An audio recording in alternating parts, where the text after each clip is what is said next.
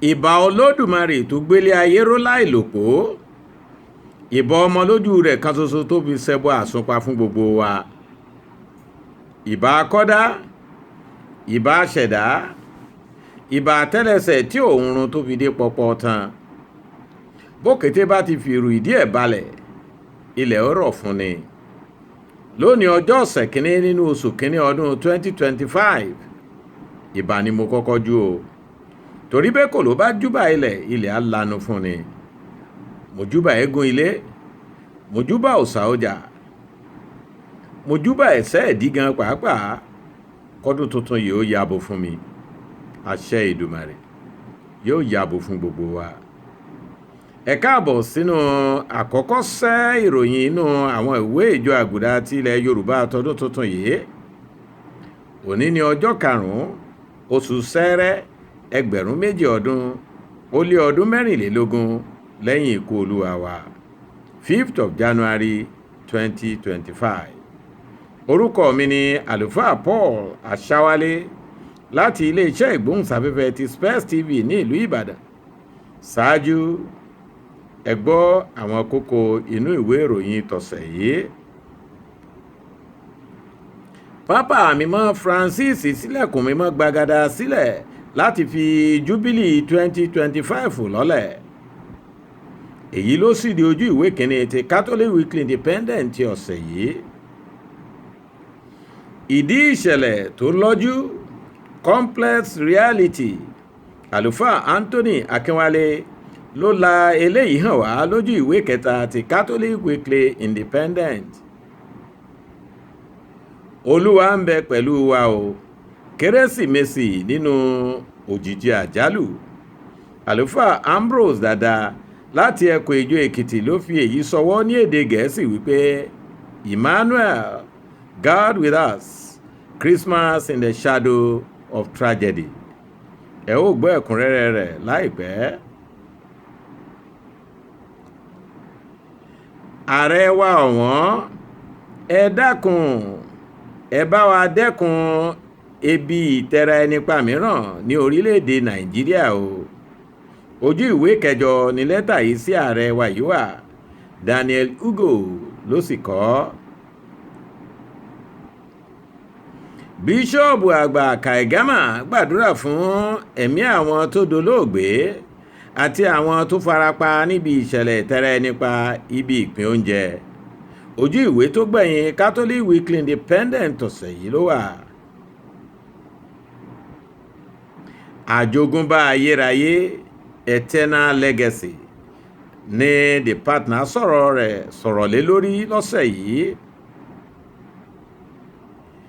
Ìjáwálẹ̀ ìfúnpá, orthostatic hypotension,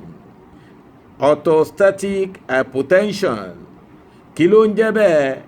Ìbéèrè yìí ni Bádéjọ Richard ṣàlàyé sójú ìwé 11 ti The Partner.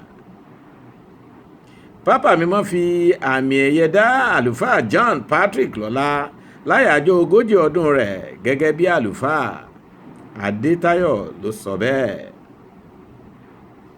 Ẹ jẹ́ ká wá tẹ́tí sí àwọn ìròyìn náà lẹ́kùnrẹ́rẹ́. Pápá mímọ́ Francis ṣílẹ̀kùn mímọ́ gbàgàdà sílẹ̀ láti fi júbílì 2025 lọ́lẹ̀. Ojú ìwé 5 ni ẹ̀kúnrẹ́rẹ́ ìròyìn yìí wà. Gẹ́gẹ́ bí ọ̀rọ̀ rẹ̀, Deborah Lubov ní ilẹ̀kùn mímọ́ ti St. Peter Basilica ti ààfin rẹ̀ ní pápá mímọ́ sí ní ọjọ́ 24 oṣù kejìlá oṣù tó kọjá yìí. Èyí ló wáyé láti fi júbílì ọdún 2025 tí í ṣe júbílì ìrètí, Jubilee of Hope, èyí tí ọ̀pọ̀ ènìyàn ti ń retí lọ́lẹ̀. Lubov ní pẹ̀lú ìṣílẹ̀kùn mímọ́ yìí, pápá mímọ́ fi ìtàn tuntun lọ́lẹ̀, irúfẹ́ èyí tí ó máa ń ṣẹlẹ̀ ní ọdún 25, ìyẹn ní 25 years síra wọn. Ẹ̀kúnrẹ́rẹ́ àlàyé yìí ló ní pápá mímọ́ ti ṣe nínú ìwé òfin rẹ̀ tí a mọ̀ sí Papal Bull. Àkọlé yìí tó ló pè ní Spes non confudit ní èdè Látìnì. Ilẹ̀kùn yìí ni Lubov ní wọ́n pè ní mímọ́ nítorí pé ó ń pe gbogbo ènìyàn tó bá gba abẹ́ rẹ̀ wọlé níjà ìwà mímọ́, àti pé èyí ni pápá mímọ́ fi ń ta àwọn ènìyàn káàkiri àgbáyé jì láti lè ṣe àbẹ̀wò sí ààfin yìí kí wọ́n sì lè ṣe ayẹyẹ àwọn ohun ìjìnlẹ̀ ìgbàlà wa dáadáa ní àkókò ọdún mímọ́ náà. Pope Francis throws open holy door to inaugurate 2025 Jubilee. Pope Francis throws open holy door to inaugurate 2025 Jubilee. Ìdí ìṣẹ̀lẹ̀ tó lọ́jú. Àlùfáà Anthony Akínwálé ló ṣe àròjinlẹ̀ yìí sí ojú ìwé 14 ti Catholic Weekly Independent. Nínú àròjinlẹ̀ yìí, àlùfáà Akínwálé fi àwòrán ẹ̀wọ̀n kan ní ìlú Kinshasa ṣe ìtẹ́dí àgbékalẹ̀ ọ̀rọ̀ rẹ̀. Ẹ̀wọ̀n yìí ló ní wọ́n mọ̀ sí Makala Prison, èyí tí àwọn òyìnbó amúnisìn ti kọ́ fún wọn láti ọdún 1957 nígbà tí wọ́n ń ṣèjọba lé wọn lórí. Ó ní ilé ẹ̀wọ̀n náà ni wọ́n kọ́ láti gba 1,500 ènìyàn, ìyẹn ní 1,500 inmates, ṣùgbọ́n tó jẹ́ pé 15,000 ènìyàn ni wọ́n kó síbẹ̀ báyìí, ìyẹn ní 15,000 inmates. Ó tẹ̀síwájú wípé bí àwọn ènìyàn wọ̀nyí bá fẹ́ jẹun, wọ́n máa ń jìjàdù oúnjẹ ni nítorí pé kì í kárí. Èyí ló sì máa ń mú wọn tẹra wọn pa ní ọ̀pọ̀lọpọ̀ ìgbà. Àlùfáà wá fi èyí wé ohun tí ó ń ṣẹlẹ̀ báyìí ní orílẹ̀-èdè Nàìjíríà lọ́wọ́lọ́wọ́, ní pàtàkì jùlọ ní ìpínlẹ̀ Ọ̀yọ́, ìpínlẹ̀ Anambra àti olú ìlú ilẹ̀ wa Àbújá, níbi tí ẹ̀mí ti ṣòfò nítorí ìjìjàdù fún oúnjẹ. Àlùfáà ní ọ̀pọ̀ ló dá ìjọba lẹ́bi ìṣẹ̀lẹ̀ yìí bí wọ́n ṣe ń sọ wípé tí kò bá sí ebi ọ̀jàjà fọwọ́ mẹ́kẹ́ lórílẹ̀‐èdè Nàìjíríà ni ìṣẹ̀lẹ̀ láabi yìí kìbá ti wáyé. Ó ní bẹ́ẹ̀ náà ni àwọn igun kan gbà pé àwọn agbátẹrù ètò náà ní ká dá lẹ́bi nítorí pé àwọn ni wọn kò ṣètò ààbò bó ṣe tọ́ àti bó ṣe yẹ. Ó wá tún tẹ̀síwájú láti sọ wípé bí a bá ní ká fi ìdí ìṣẹ̀lẹ̀ yìí mọ ní èrò àwọn igun méjèèjì yìí nìkan, a kò ní ṣèdájọ́ tó tọ́ lórí rẹ̀. Ó ní ó yẹ ká bójú wo àwọn ìdí mìíràn bíi àìnísùúrù àwọn ọmọ orílẹ̀-èdè yìí nínú ohun gbogbo. Ó ní láti wọkọ̀ òfurufú fún àpẹẹrẹ, àwọn ọmọ orílẹ̀-èdè yìí kò ní fẹ́ tò lọ́wọ̀ọ̀wọ́. Láti sọ̀kalẹ̀ bákan náà ni ó sọ pé wọn kò ní sùúrù láti sọ̀kalẹ̀ bákan náà. Ó ní wíwakọ̀ lójú pópó wa ń kọ́, kò sí sùúrù olókan lára ọ̀pọ̀ awakọ̀ pàápàá. Ó ní gbùdùgbùdù òun ni oníkálukú ń sáré. Àlùfáà wá ní gbogbo ẹ̀bi kò tún ṣe kó fún àwọn wọ̀nyí náà nítorí àgbàlagbà tó ń sáré inú ẹ̀ kan bí kò bá lé nǹkan lè, àti pé ìjọba tí wọ́n ní ká ní sùúrù gan ń fẹlá káàkiri lójú wa pẹ̀lú ọ̀rọ̀ wa ni. Complex Causality, Reverend Father Anthony Akínwálé. Olúwa ń bẹ pẹ̀lú wa. Kérésìmesì nínú òjìji àjálù. Àlùfáà Ambrose Ada láti ẹkùn ìjọ Èkìtì ló fi èyí sọwọ́ sínú ìwé ìròyìn tọ̀sẹ̀ yìí.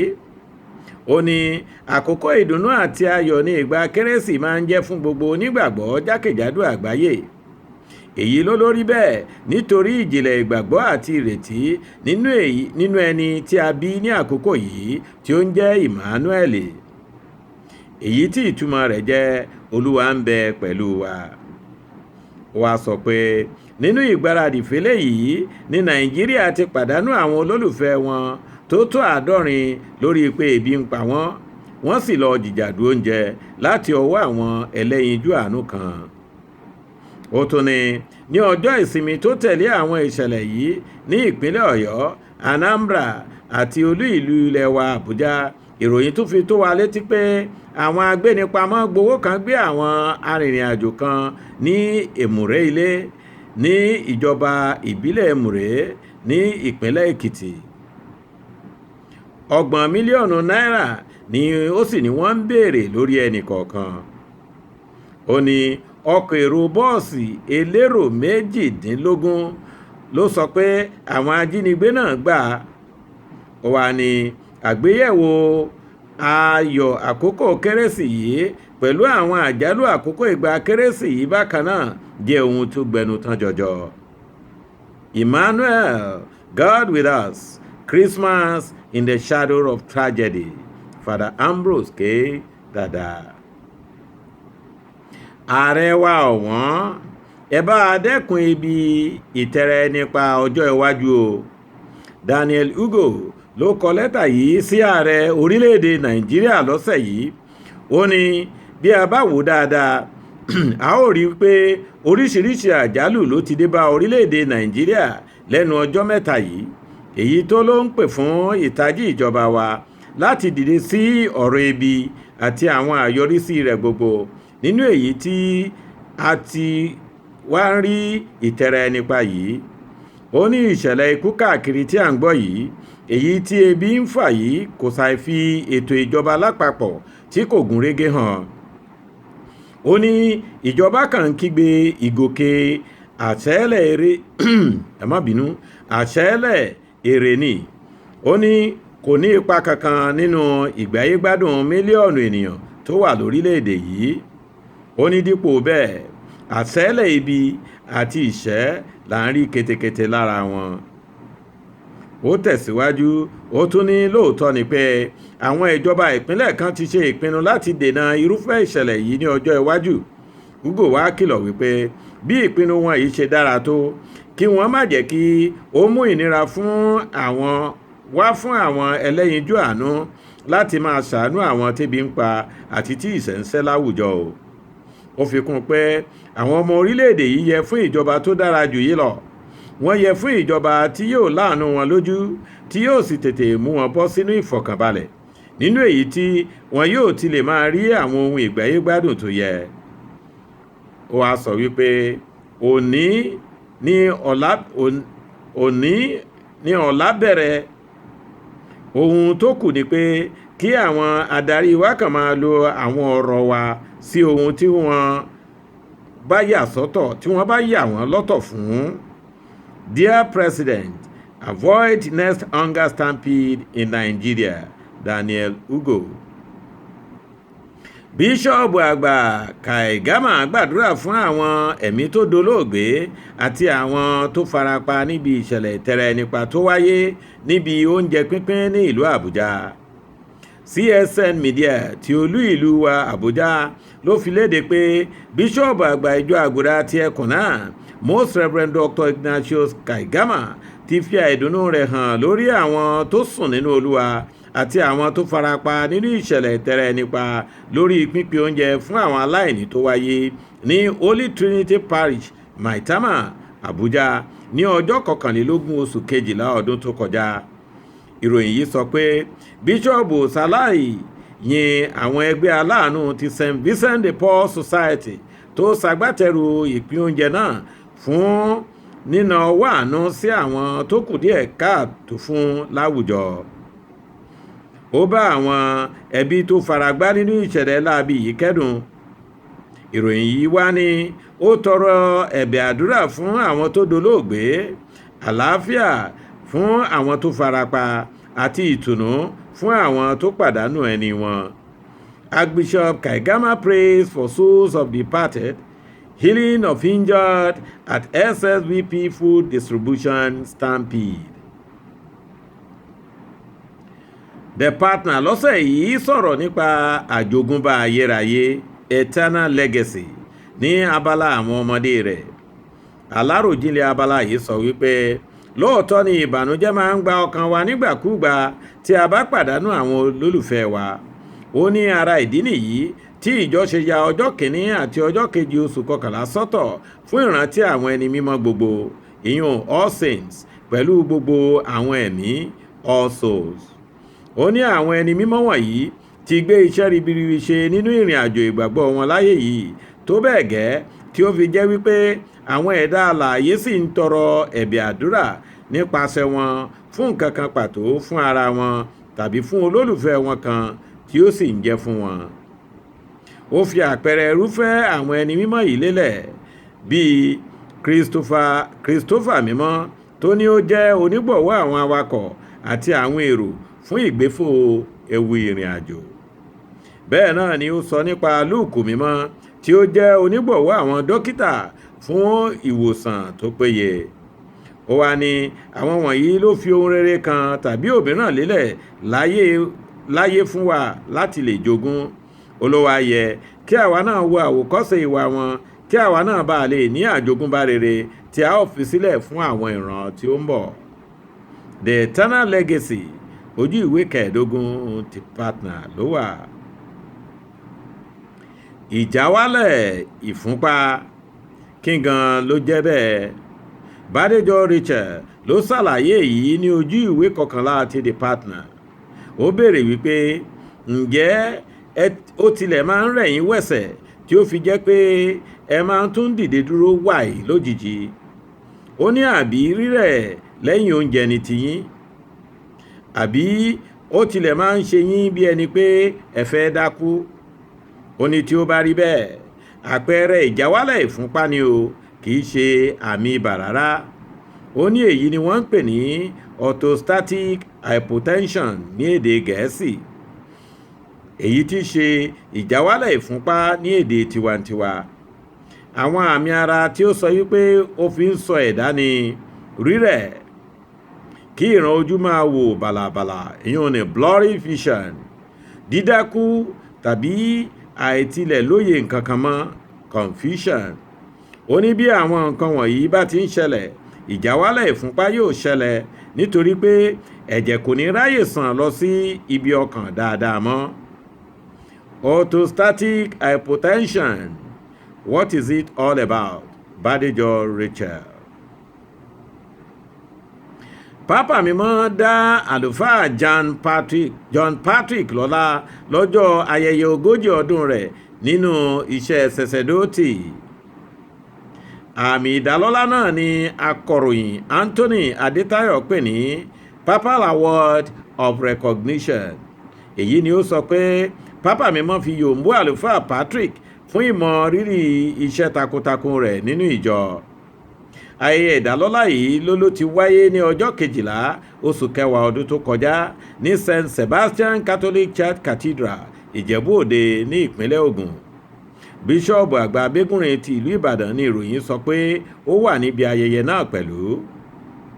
Adétayọ̀ ní nígbà tí ó ń sọ̀rọ̀ lọ́jọ́ náà, Bishop Francis Adésínà tí í ṣe bíṣọ́ọ̀bù ẹkùn Ìjẹ̀bú Òde yìí sọ wípé òun lòun ròyìn akitiyan àlùfáà Patrick ní ẹkùn Ìjẹ̀bú Òde fún pápá mímọ́.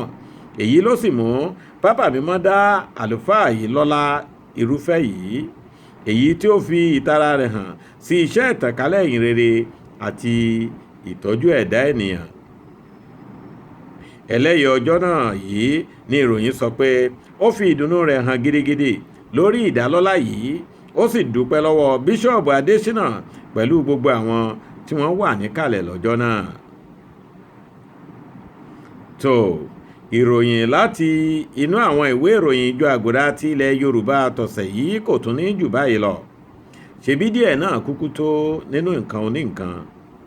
títí ọ̀sẹ̀ tó tún bọ̀ láti iléeṣẹ́ ìgbóhùnsáfẹ́fẹ́ ti Space TV, èmi àlùfáà Paul Aṣáwálé oníròyìn yín ni mo tún kí yín pé ó dìgbà kan náà, ká mọ́ dolódì lẹ́yìn ara wa.